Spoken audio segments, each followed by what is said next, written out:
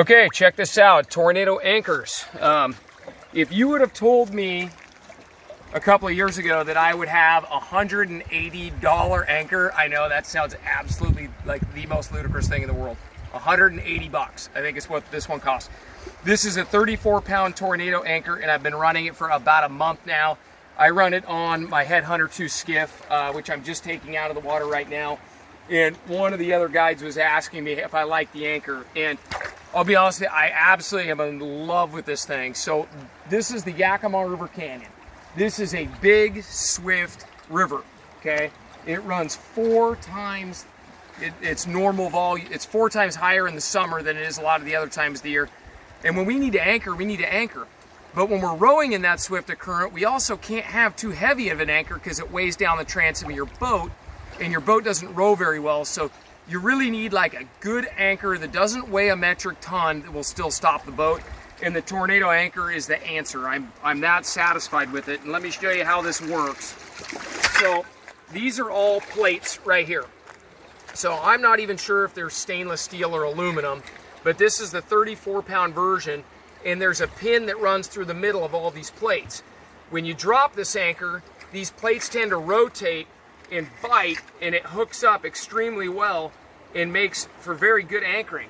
But what it doesn't do is get lodged between boulders. So yeah, I've had this anchor stuck out here only one time, and that's a real problem for us. A lot of the guides, we've historically ran 45 pounds of heavy link steel chain so that it's a bigger anchor and doesn't get stuck in the boulders, but the Tornado doesn't get stuck. It also doesn't hang down on the back of the boat. And I want to show you why a short anchor is going to help you row better. So the Tornado system, when I first got it and have been testing it, I thought these would get stuck and they would get clogged with sand and dirt, but they still spin around in Tornado fashion just fine. But what I want to show you is this. So, go on to the back. Next, let me pull the anchor up, and then I'll take the camera from the cameraman. So some people, when they run really heavy anchors, have to run a doubler pulley to make their anchor easier to pull up. Okay, I'm not that guy. I don't want a doubler pulley on there. It makes for twice as much rope to pull up.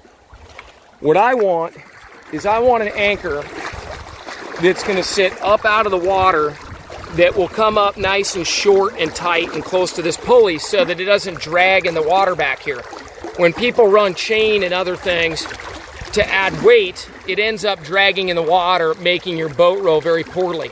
So I just run a bowline knot right there, no doubler pulley. The Tornado anchor at 34 pounds works great for my skiff.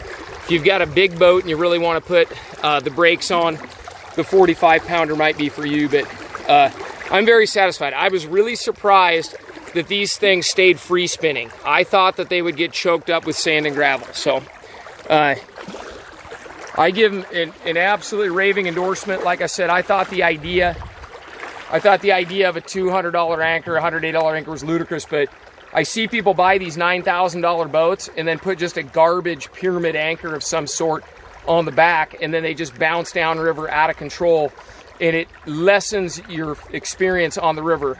This is like having disc brakes on a boat. If you have a nice boat or you want to stop well without having to have an anchor that weighs a ton, the Tornado anchor is a very, very good choice. There's not really a lot of risk of overselling this product.